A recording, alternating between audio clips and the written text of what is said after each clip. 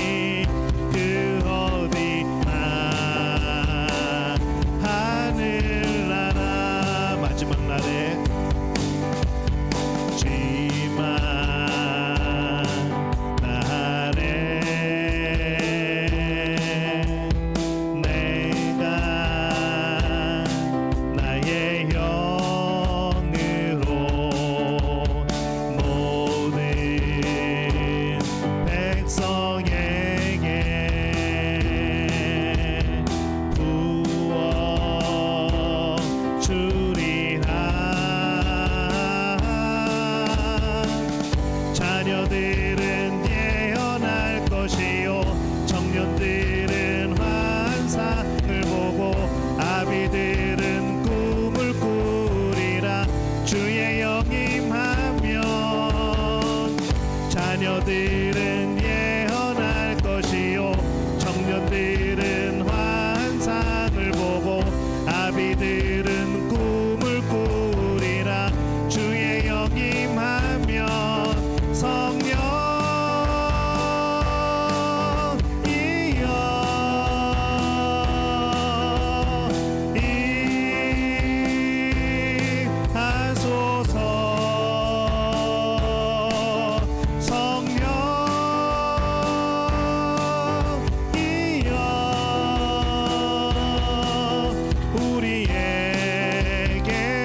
임하소서. 마지막 날에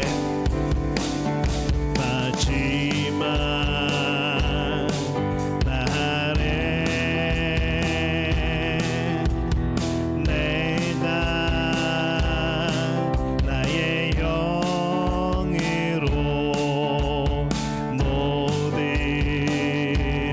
백성에게 부어 주리라. 자녀들은 예언할 것이요 청년들은 환상을 보고 아비들은 꿈을 꾸리라. 주의 영이 임하면 자녀들은 예언할 것이요 청년들은 환상을 보고 아비들은 꿈을 꾸리라. 주의 영이 임하면 성령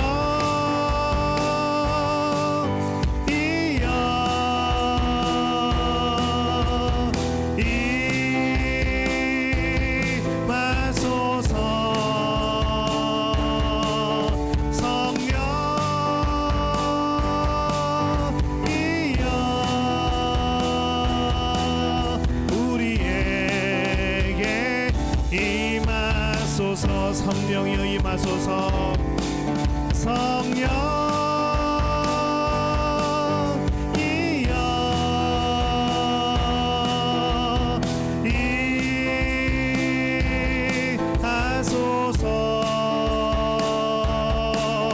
성령이여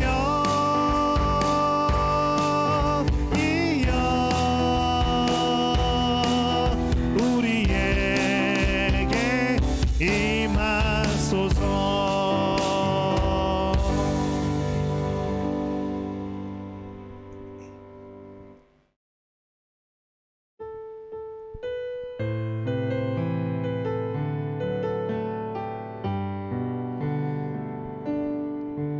내게 허락하신 시련을 통해 나의 믿음 더욱 강하게 자라나고 험한 산과 골짜기 지나는 동안 주께 더 가까이 나를 이끄시네. 내가 겪는 시험이 어렵고 힘겨워도 내 주님보다 크지 않네. 내 앞에 바다가 갈라지지 않으면 주가 나로 바다 위 걷게 하리. 나는 믿네. 주의 능력으로 내 삶 새롭게 되리. 나는 믿네. 주의 능력으로 담대히 나가리라. 주와 함께 싸워 승리하리라. 날마다 믿음으로 나 살아가리. 내게 허락하신 시련을 통해 나의 믿음 더욱 강하게 자라나고 험한 산과 골짜기 지나는 동안 주께 더 가까이 나를 이끄시네. 내가 겪는 시험이 어렵고 힘겨워도 내 주님보다 크지 않네. 내 앞에 바다가 갈라지지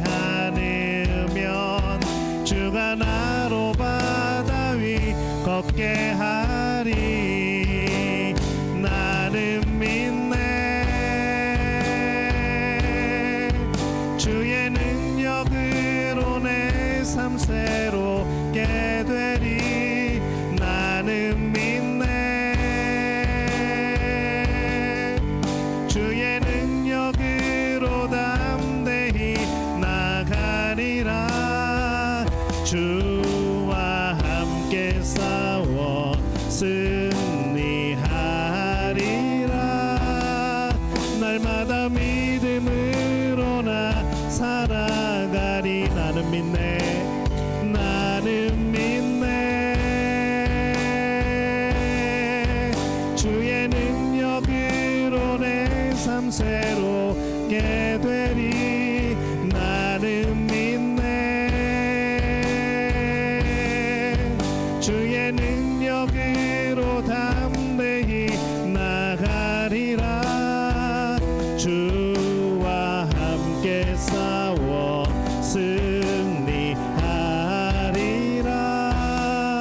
날마다 믿음으로 나 한 번 더 고백합니다. 나는 믿네. 나는 믿네. 주의 능력으로 내 삶 새롭게 되리. 나는 믿네. 주의 능력으로 담대히 나가리라. 주와 함께 싸워 승리하리라. 날마다 믿음으로 나 살아가리. 날마다 믿음으로 나 살아가리. 한 번 더. 날마다 믿음으로 나 살아가리. 아멘. 오늘 함께 나누실 말씀은 신약성경 사도행전 19장 1절에서 7절까지의 말씀입니다. 우리 한 목소리로 함께 봉독합니다. 아볼로가 고린도에 있을 때에 바울이 윗지방으로 다녀 에베소에 와서 어떤 제자들을 만나 이르되 너희가 믿을 때에 성령을 받았느냐? 이르되 아니라 우리는 성령이 계심도 듣지 못하였노라. 바울이 이르되 그러면 너희가 무슨 세례를 받았느냐? 대답하되 요한의 세례니라. 바울이 이르되 요한이 회개 세례를 베풀어 백성에게 말하되 내 뒤에 오시는 이를 믿으라 하였으니 이는 곧 예수라 하거늘. 그들이 듣고 주 예수의 이름으로 세례를 받으니 바울이 그들에게 안수하매 성령이 그들에게 임하심으로 방언도 하고 예언도 하니 모두 12사람쯤 되니라. 아멘. 할렐루야. 하나님의 은혜가 오늘 이 밤에 또 기도의 자리로 나온 우리 믿음의 가족들을 축복하고 또 환영합니다. 우리 지난주에 최대 인원을 지나서 오늘 또 다시 원상태로 돌아왔네요. 예, 어디들 가셨을까요? 오늘 온라인에 계신 분들 오셔야 되는 거 아닌가요? 예, 어디에 있던지 함께 또 말씀 나누고 또 함께 기도할 때 또 성령이 교통하실 줄로 믿습니다. 그러나 이 자리에서 예배드리고 기도하는 우리에게 성령이 더 강하게 역사하실 줄로 믿습니다. 그래도 좀 차별은 있어야죠. 예, 똑같으면 안 되죠. 자, 우리가 너희가 믿을 때에 라는 제목으로 오늘 우리 사도행전 복음의 행진 우리 말씀을 나누도록 합니다. 바울이 3차 선교 여행 중에 이 에베소에 갔을 때 이 세례 요한을 따르는 제자 12명을 만납니다. 그들은 모두가 하나님을 알고 또 잘 믿고 성경을 잘 알고 있다고 그렇게 생각을 했죠. 바울이 그들에게 묻습니다. 너희가 믿을 때에 성령을 받았느냐? 이 말이 과연 무슨 뜻일까 생각을 해보면요, 이 말은 너희가 무엇을 믿느냐, 그리고 그리스도인은 누구냐, 또 너희는 어떻게 하나님의 자녀라고 확신하느냐, 이런 질문의 내용과 같은 겁니다. 하나님을 믿는다고 하면서도 예수 그리스도를 인정하지 않고 예수님을 믿는다고 하면서도 성령이 우리 안에 계심과 우리를 인도하심을 모르는 사람들이 많다는 것이죠. 그래서 주일날 예배 드리면서 주일에 와서 예배 드릴 때 하나님 잠깐 만나고 하나님 잘 계셨어요? 저도 잘 있었어요. 그리고 잠깐 만났다가 이제 또 예배 끝나고 축도 끝나면은 이제 밥 먹고 하나님 안녕히 계세요. 다음에 또 오겠습니다. 그렇게 하는 우리의 신앙생활이 많다는 것이죠. 하나님은 늘 우리와 함께 하시고 성령이 늘 우리와 함께 하시는데 이것을 모르는 그런 분들이 의외로 참 많습니다.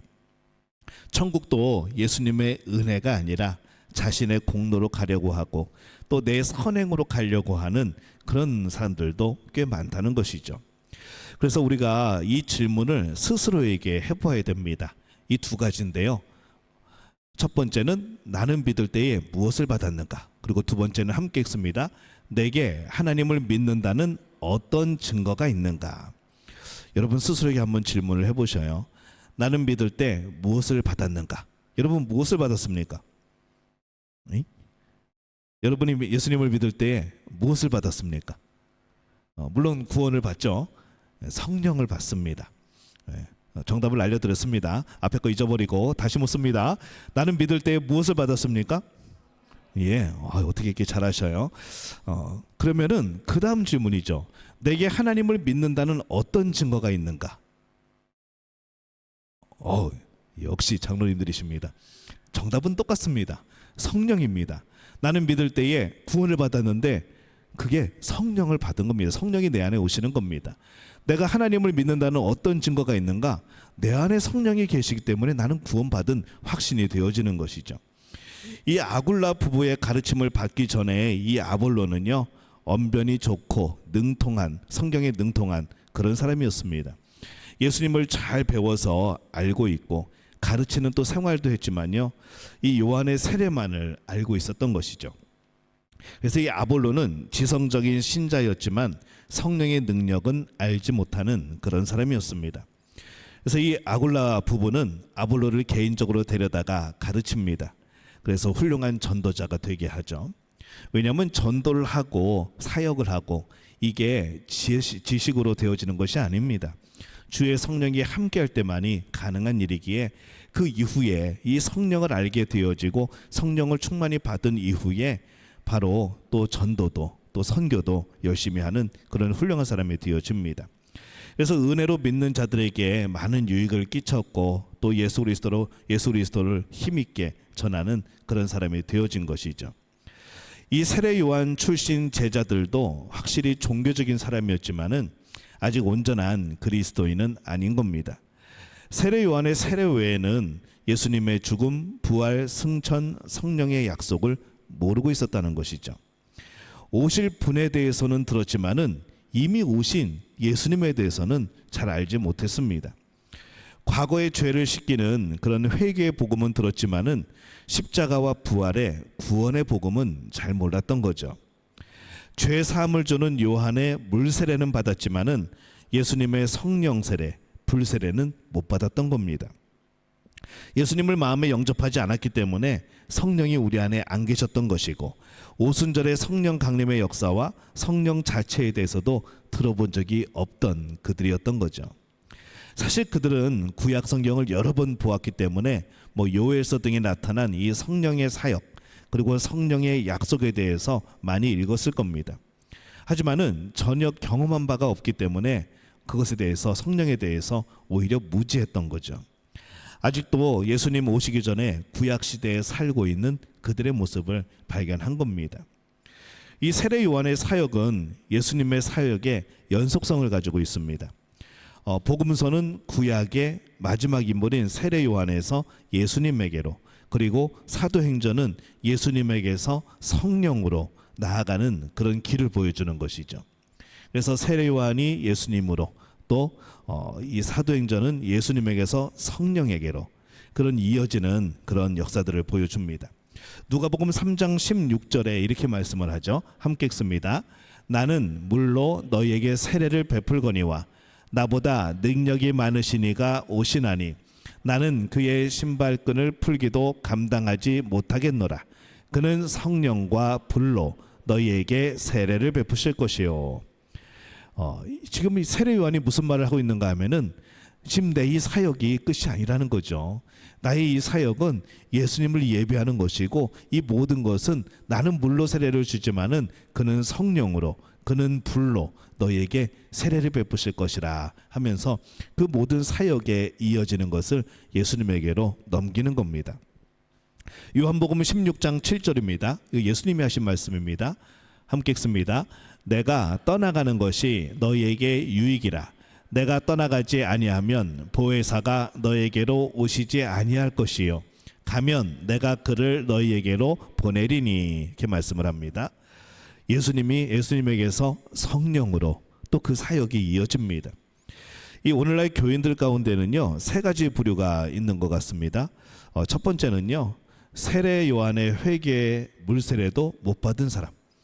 그러니까 우리가 입으로 죄를 고백하고 용서받았습니다 그러면서 세례를 주게 되어지죠.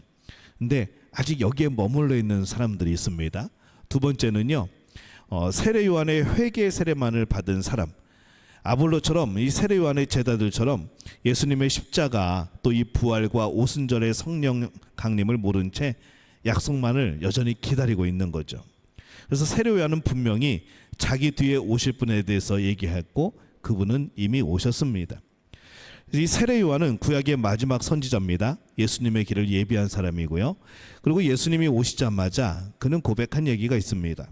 그는 흥하여야 하겠고 나는 쇠하여야 하리라.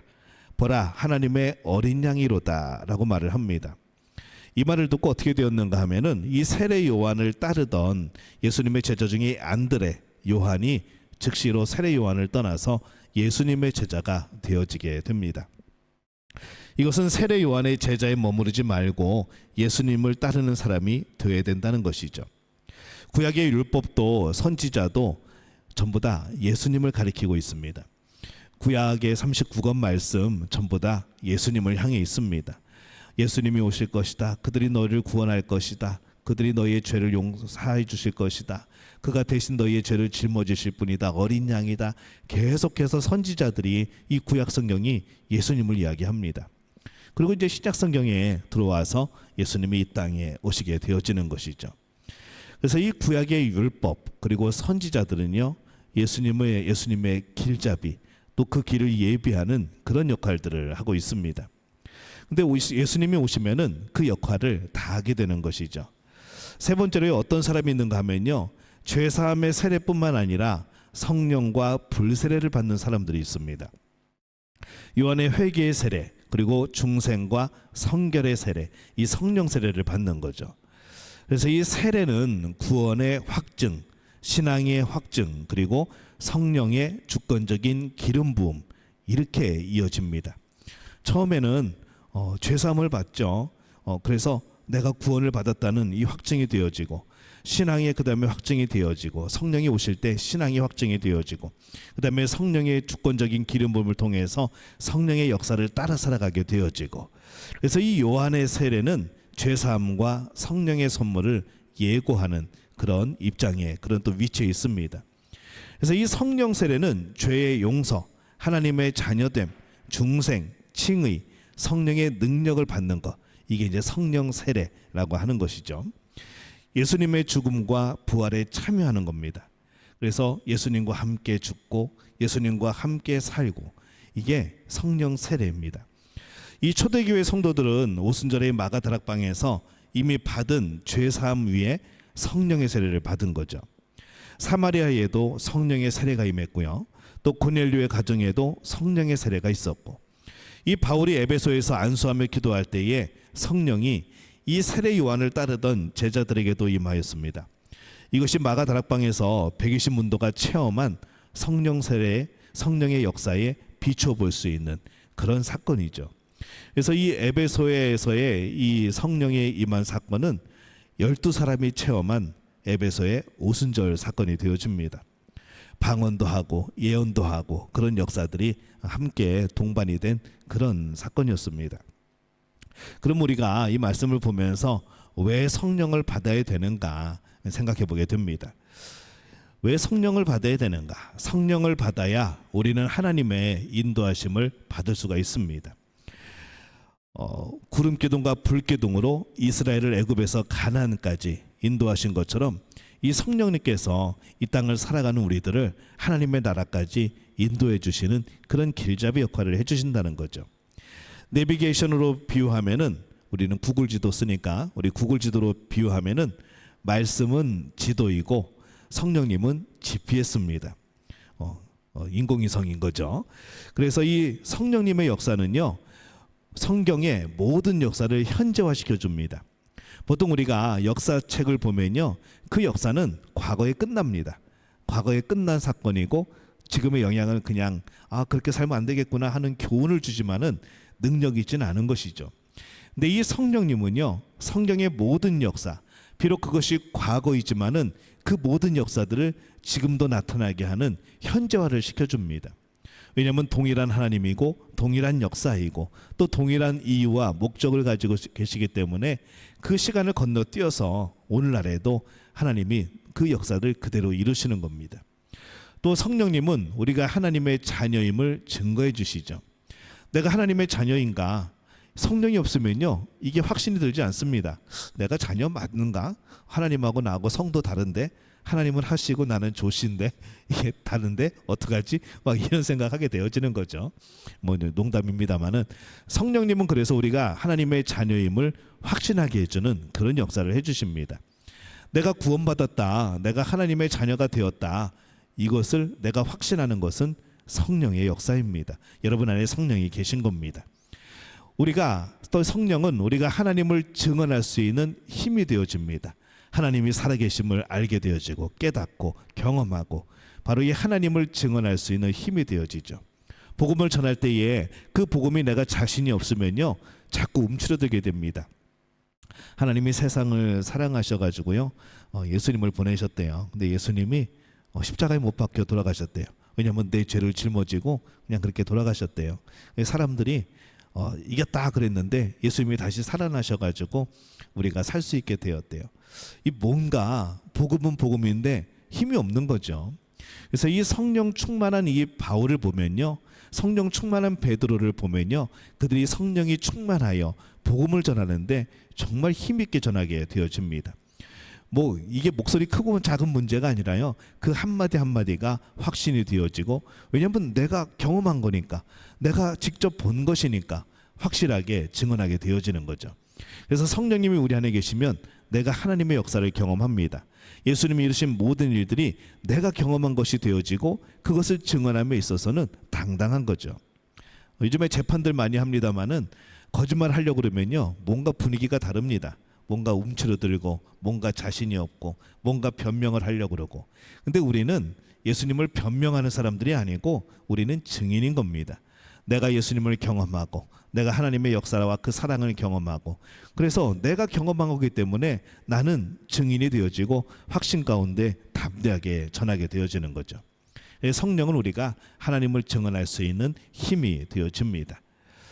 근데 우리가 또 약하죠. 우리가 지혜도 없고 우리가 능력도 없고, 근데 성령님이 우리 안에 계시면은 성령의 역사가, 능력이 나타나는 겁니다.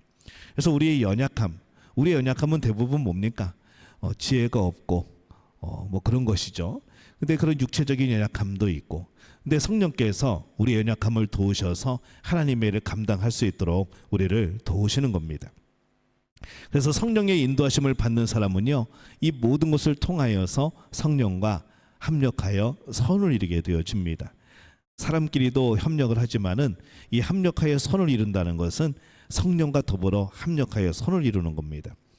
그래서 예수님은 그가 가시는 것이 우리에게 유익하다라고 말씀을 합니다. 왜 그러신가 하면요, 육체를 입고 오셨기 때문에 이 육체 안에서 여러 가지 한계점들이 있습니다. 근데 이 성령님은요, 시간과 공간을 초월하시죠. 그래서 우리를 인도하시고 어떤 여러 가지 장벽이나 여러 가지 장애물이나 여러 가지 그런 시간의 차이들이나 능력의 차이들을 상관하지 않으시고 초월하여서 우리를 인도하시는 겁니다. 진리를 증거하시고 우리의 연약함을 도와주시고, 그래서 우리는 성령 충만함이 필요한 겁니다. 어떤 때는 성령의 인도함을 받고 어떤 때는 그냥 내 마음대로 하고, 이건 성령님, 이건 내가 할 수 있어요, 내가 한번 해볼게요, 이게 아니라 이 성령 충만하다는 것은요, 모든 일에 모든 시간 동안 모든 순간마다 성령을 의지하는 겁니다. 그것이 성령 충만이라는 것이죠. 사도행전 2장 38절에 보면요, 이렇게 말씀을 합니다. 없나요? 예, 있네요. 함께 읽습니다. 너희가 회개하여 각각 예수 그리스도의 이름으로 세례를 받고 죄 사함을 받으라. 그리하면 성령을 선물로 받으리니, 이렇게 말씀을 합니다. 이미 성령을 선물로 받았지만은 내 안에서 그 성령이 충만하게 역사하시도록 해야 하는 것이죠. 그것은 내가 성령을 의지하는 거라고 그랬죠. 항상 매 순간마다 성령을 인식하는 것. 성령 충만하기 위해서는요, 근데 우리의 마음이 깨끗해야 됩니다. 죄를 자백하고, 그리고 믿음으로 구하고 성령님을 환영하고 모셔야 된다는 것이죠. 성령님 잠깐만 나가 계셔요. 제가 다른 것 좀 일 좀 보고 올게요. 이런 게 아니라는 거죠. 뭔가 좀 마음에 걸리는 일 있으면은 잠깐만 눈 감아주세요, 성령님. 제가 이것 좀 하고요. 이런 우리의 마음이 있으면 안 된다는 겁니다. 성령 충만하다는 것은요, 1초도 빠짐없이, 매 순간도 빠짐없이 성령을 인식하고 의지하며 살아가는 겁니다. 근데 이 성령을 우리가 받으면은요, 우리가 이 자주 나오는 겁니다. 늘 몇 번 제가 설교를 했었는데, 성령을 받은 내적 증거하고 외적 증거가 있습니다. 성령을 받으면요, 그냥 우리가 몰라보는 게 아니라 볼 수 있는, 알아볼 수 있는 증거들이 있다는 것이죠. 먼저 우리 내적 증거를 보면요, 우리 첫 번째 한번 같이 읽어봅니다. 시작. 사랑의 사람으로 변화가 일어납니다. 이 하나님의 역사는요, 가장 먼저 나타나는 것이 사랑입니다. 왜냐하면 하나님이 사랑이시니까. 그 하나님이 내 안에 계시면은 내 안에서 사랑이 솟아나게 되어지는 거죠. 모든 것이 사랑스러워 보입니다. 하나님을 사랑하고 이웃을 사랑하고 자연도 사랑하고 사랑할 수 없던 것들을 사랑하고 용서할 마음이 생겨지는 것이죠. 내 안에 어느 날 갑자기 예수님을 만나고 나서 막 이런 사랑이 막 솟아오른다. 이 성령이 우리 안에 계신, 오시는 증거가 되어지는 겁니다. 기독교의 사랑은요, 세상의 사랑과는 다릅니다. 왜냐하면 성령의 역사로 사랑하는 거거든요. 그냥 내가 막 애써가지고 참아야지, 사랑해야지, 사랑해야지, 이게 아니라 성령의 역사로 사랑하게 되어지는 겁니다. 그래서 세상은요, 사람의 욕심, 사람의 정욕으로 사랑을 하지만은 기독교의 사랑은 다릅니다. 모든 것에 감사하게 되어지고, 성령 때문에 감사하게 되어지고, 성령 때문에 평안하게 되어지고, 그 성령 때문에 사랑하게 되어지는 것이죠. 또 두 번째는요, 우리 두 번째 한번 읽어봅니다. 시작. 거룩한 생활에 대한 강한 열망이 생깁니다. 성령은 거룩한 영입니다. 죄를 미워하고 의로운 일을 사모하게 되죠. 행복해지기보다는 거룩함에 대한 열망이 있고, 잘못 살기보다는 바르게 죽겠다는 마음이 일어나고, 이 성령님은요, 인격자입니다. 그래서 성령을 근심하거나 소멸하거나 회방하면 안 되는 것이죠. 우리가 예수님을 믿었을 때는요, 내 모든 주권을 포기한 겁니다. 내 모든 욕심을 포기한 겁니다. 그리고 나는 이미 죽었습니다. 나는 죄에 대해서 죽었습니다. 그리고 그리스도에 대해서 살았습니다. 라고 고백하는 거죠.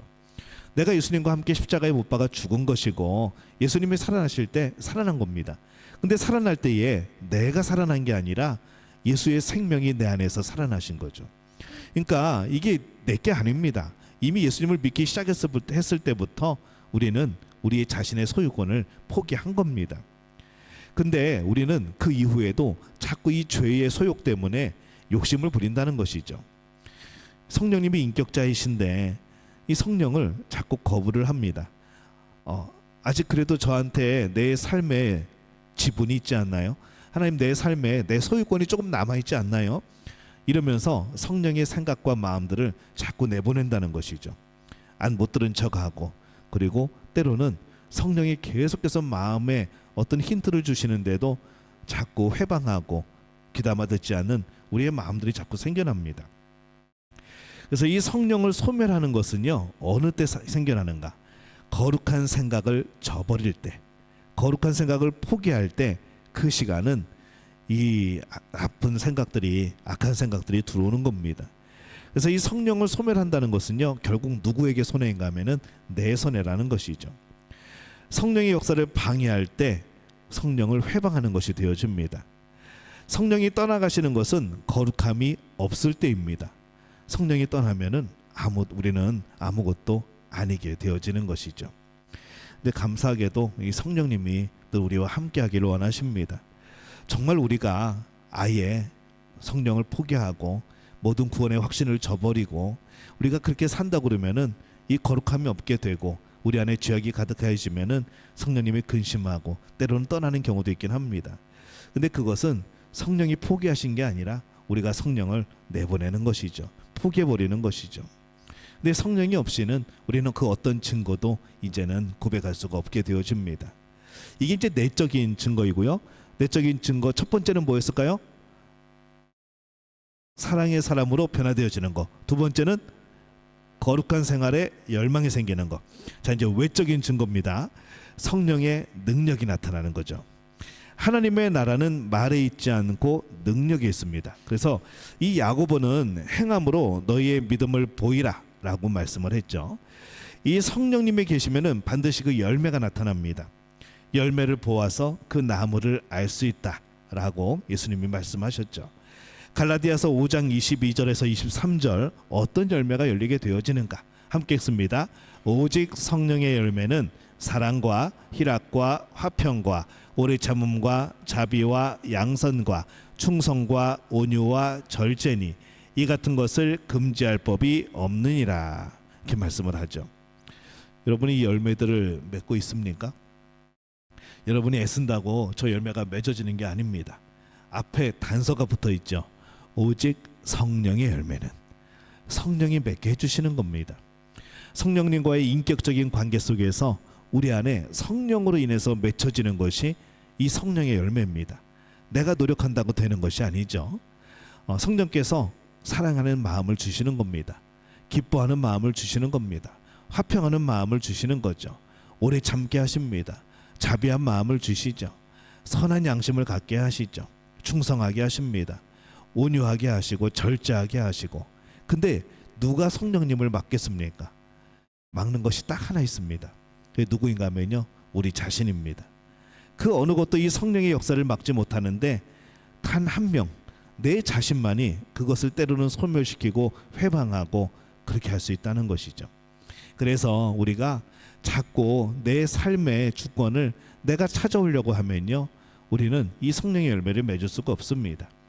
우리에게서 처음부터 선한 것이 없었고, 처음부터 우리에게서 구원이 있을 수 없었고, 죄를 내가 해결할 방법이 없었고, 내가 죽음을 이겨낼 방법이 없었습니다. 오로지 하나님의 역사, 사랑, 또 예수님의 놀라운 은혜, 또 그 가운데 성령의 놀라운 확신이 그것을 가능하게 하시는 거죠. 그러니 내가 내 자신을 의지해가지고 이 열매를 맺을 수 있는 방법은 없습니다. 조금 착한 사람은 있을 겁니다. 조금 인격적인 사람은 있을 겁니다. 조금 더 이렇게 고상한 교양 있는 사람은 있을 겁니다. 하지만 이 성령의 열매는요, 그렇게 쉽게 얻어지지 않는다는 것이죠. 성령만이 가능합니다. 그래서 성령 충만해야 되는 것이고, 그래서 성령의 세례가 필요한 것이죠. 사도행전 19장에는요, 이 에베소 오순절 후에 밖으로 나타나는 성령의 역사를 기록을 합니다. 오늘 말씀의 그 6절에 보면요, 방언도 하고 예언도 하는 역사가 나타나고요, 또 놀라운 능력이 나타나는데 병이 떠나고 악귀가 나가는 역사가 있고, 그다음에 악령의 역사를 이기는 역사들이 나타나고요, 또 삶의 변화가 일어나는 것, 또 말씀의 힘이 있어서 흥왕하여서 흰 권세를 얻는, 세력을 얻는 그런 역사들이 나타나게 되어집니다. 이게 사도행전 19장의 앞에 부분은요, 외적으로 보여진 겁니다. 성경이 이런 역사가 나타나더라 하면서 소개하고 있는 거죠. 이 바울은 성령의 역사와 더불어서 말씀을 가르칩니다. 두란노 서원을 세우고 바울의 사역 중에 가장 긴 2년 동안 날마다 가르치죠. 말씀과 성령이 함께할 때에 놀라운 저런 역사들이 나타나기 시작합니다. 그리고 23절부터 40절까지에는요, 또 다른 변화가 있습니다. 이건 뭐냐면요, 사회에 일으킨 선한 영향력입니다. 자기들만 그렇게 막 성령 받고 막 충만히 역사가 나타나고 이게 끝이 아니라 사회에 영향력을 끼치게 되었다는 거죠. 신자들의 삶의 변화는요, 점술과 신상 모형을 만드는 사람들, 이 아담의 신전에서 생업을 유지하는 사람들의 영업에 타격을 줍니다.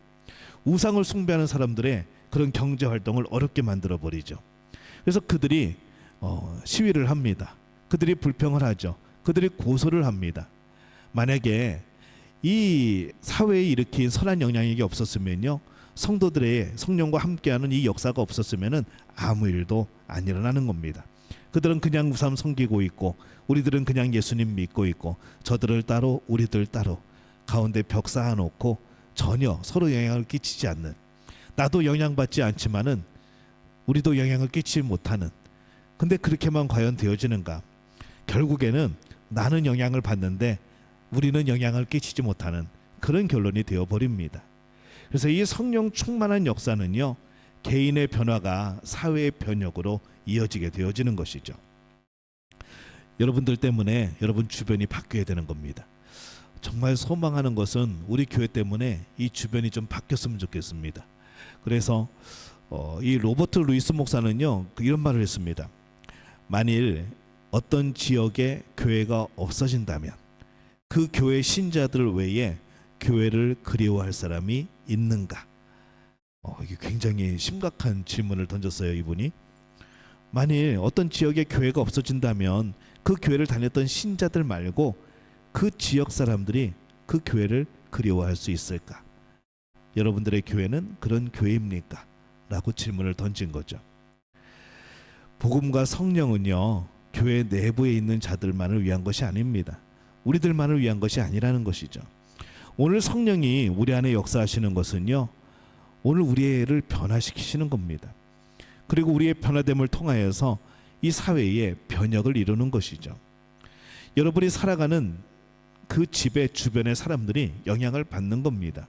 우리가 모의에 많이 살고 있지만은 모의가 변해야 됩니다. 믿음교회 사람들 때문에, 이걸 이제 안 믿는 사람들이 얘기하는 겁니다.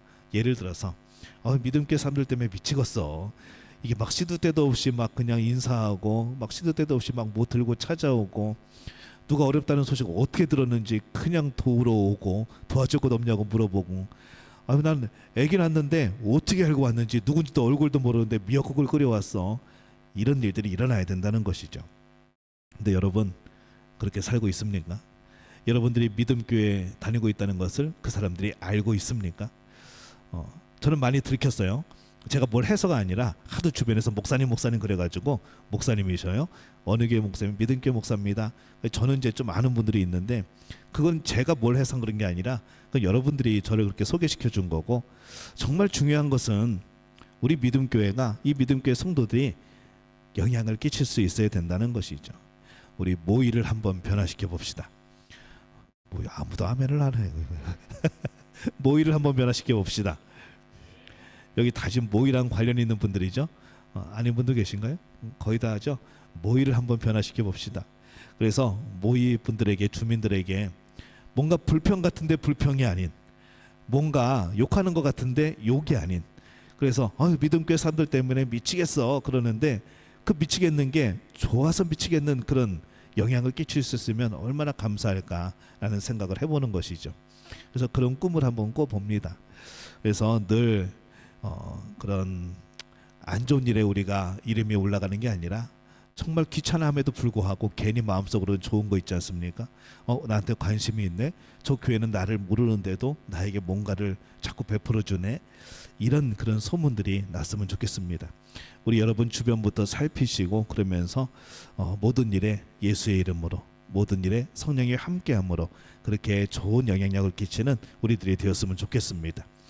너희가 믿을 때 성령을 받고 능력을 받고 개인과 사회에 변화가 일어납니다.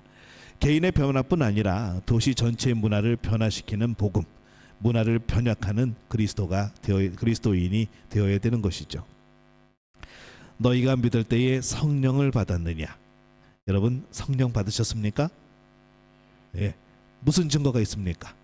내 안에 사랑의 역사가 나타나고, 내 안에 거룩함에 대한 열망이 생기고, 또 하나님이 함께 하시는 놀라운 일들이 우리 삶에 펼쳐지고, 그것이 우리의 가정에, 또 우리 직장과 사업에 펼쳐지고, 이 하나님의 놀라운 역사 때문에 우리 믿음교회가 더욱더 영향력을 끼쳐서 우리 믿음교회 이름이 나오는 그곳에 예수 이름이 나오고 하나님의 영광을 받으시고, 그것이 바로 성령의 역사 아니겠습니까? 우리 믿음교회가 성령을 의지하고 성령께 모든 주권을 드림으로 그 놀라운 역사를 많은 이들이 경험하게 되어지는 놀라운 은혜가 우리 믿음의 가족들에게 있기를 예수님의 이름으로 축원합니다.